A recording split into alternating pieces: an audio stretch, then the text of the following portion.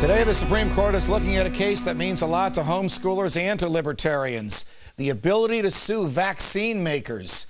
Let's tackle that and more with my friend Jay Sekulow, Chief Counsel of the American Center for Law and Justice. Jay, it's always a pleasure.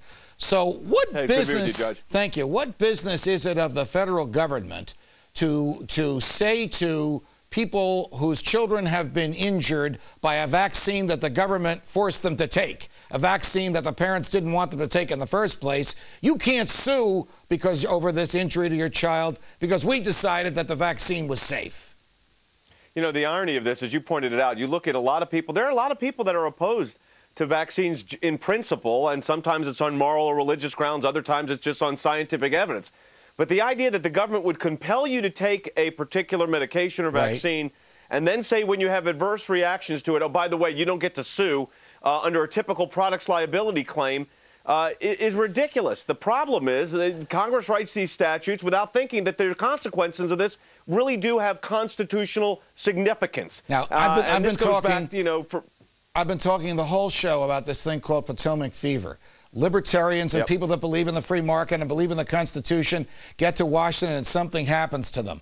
This law was signed in 1986. Who was the liberal president that signed this in 1986?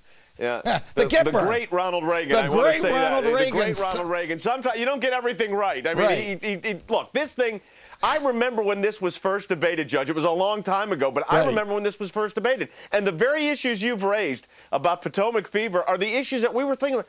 These people that we put in that are the conservatives, why would they do something to compel me to do something against my will? It's not much different than this whole health care debate we've had with that individual mandate. Again, compelling me to do something against my will. Make for me, Washington right now. Make for me and for everybody listening to us the argument of the homeschoolers, the argument of the parents who believe that they know what's best for their children and the government can't force them to take a vaccine if they don't want it. Make that argument. You know, in the perfect world, you'd have a situation where you'd have 14th Amendment due process rights, substantive due process, the idea that I'm not going to be put forward on this or put through this.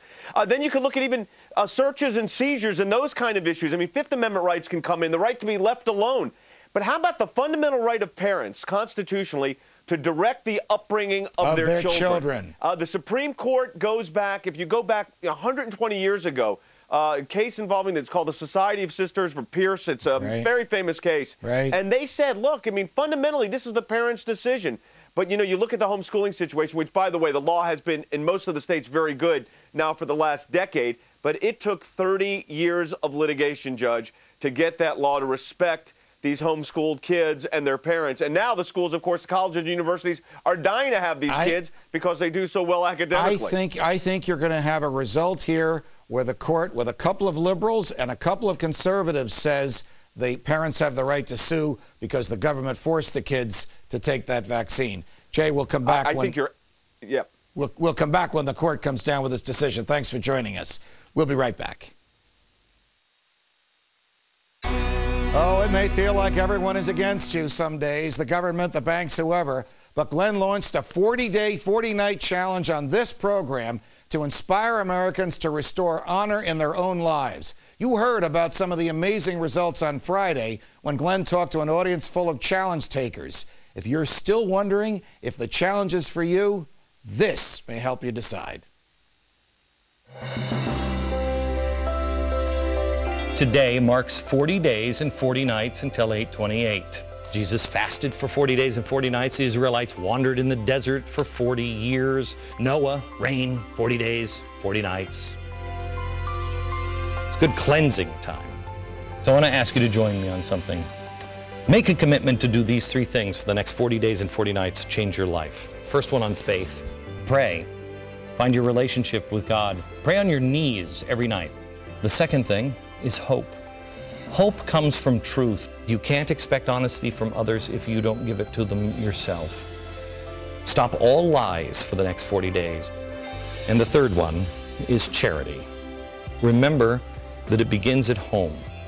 Do something kind for every member of your family at least once a week. Let's use these next 40 days and nights to prepare ourselves to show people who we really are.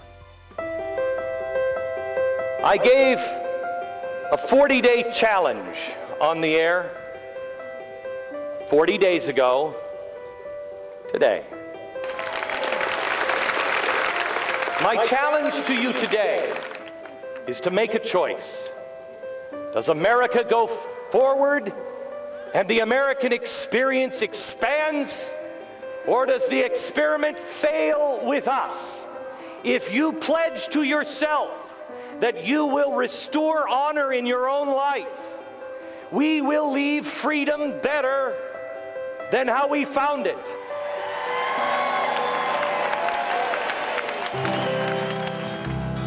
Dear Glenn, charity is something I need more of, and the 40-day challenge has been a good wake-up call to me. By no small miracle, I found myself in attendance at 828. Me, just a guy from Montana with a wife and 3 kids. I could have floated off the National Mall that day. On that day, I started my 40-day challenge to get myself back where I need to be in my life. Brian Wilson, Corvallis, Montana. My wife and very best friend in the world, I lost on August 16th after 39 years of marriage to breast cancer. I laid her to rest on the 27th, and your challenge gave me hope and focus, and God's love was there to catch me during my time of great sadness. I was able to challenge my sadness into hope by being on a bus the evening of the 27th and on the mall thanking God for what he was doing. I want to thank you, a voice crying in the wilderness for me. Bill Fairweather, Columbus, Ohio.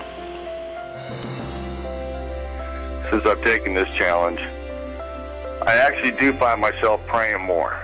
I pray for our troops and I pray for people in Washington to do the right thing. Faith, hope, and charity, I think it's basically made me a better man. My name is Alton R. Brown. I live in St. Petersburg, Florida. I'm an ex-Marine. I remember taking an oath in front of Old Glory to give my life for this nation. And it's breaking my heart to see my nation basically going down the tubes. So I'm ready to serve my nation again in whatever capacity. One man can change the world. That man or woman is you. You make the difference. People are fed up with big government, fed up with politicians in both parties who think the government can right any wrong, regulate any behavior, and tax any event. Look at the mess big government has brought us.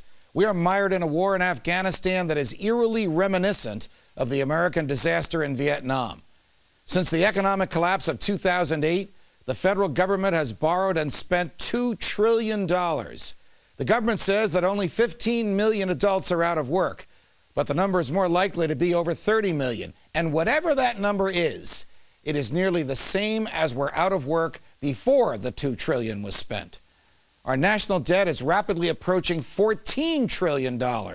That's the money that the government has borrowed and not yet repaid. And there is no end in sight and no plan as to how to pay it back. The Speaker of the House of Representatives said we need to give out more food stamps and more welfare because they're a good deal for the people who get them. And the President has been campaigning for Democrats all over the country. And his argument has been this: things could have been worse. Is it any wonder that many of the Democrats for whom he has been campaigning don't even want to be seen with him? What's wrong with the government today? Does the government tell the truth? No. Does the government break its own laws? Yes. Does the government write laws to keep itself in power? Of course it does. What we are witnessing today in America is the slow disintegration of the pillars of freedom.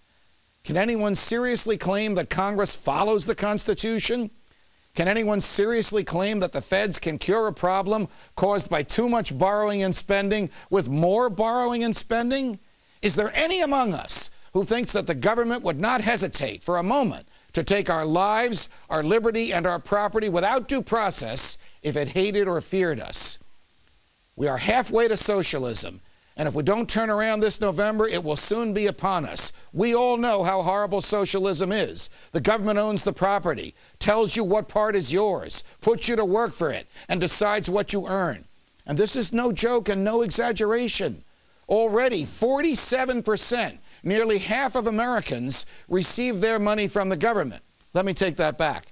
They receive their money from the remaining 53% of the taxpayers because the government takes that money from them and gives it away. And soon the government will tell them, those who receive it, how to spend it. Would you let a crook take your money and give it away? Would you let your neighbors take your money and give it away? Why do we let the government take our money and give it away? And think about this. After socialist governments take your money, they take your freedom. And no socialist government in history has ever respected the rights of its opponents. Just last week, a mere 15 minutes from where I am now sitting, a federal judge told the federal government it could not introduce evidence in a criminal trial that had been obtained under torture. Such an issue was unthinkable in an American courtroom 10 years ago. The people who have brought us this misery must be removed from office. However you vote in November, send those people home. From New York, defending freedom. Good night, America.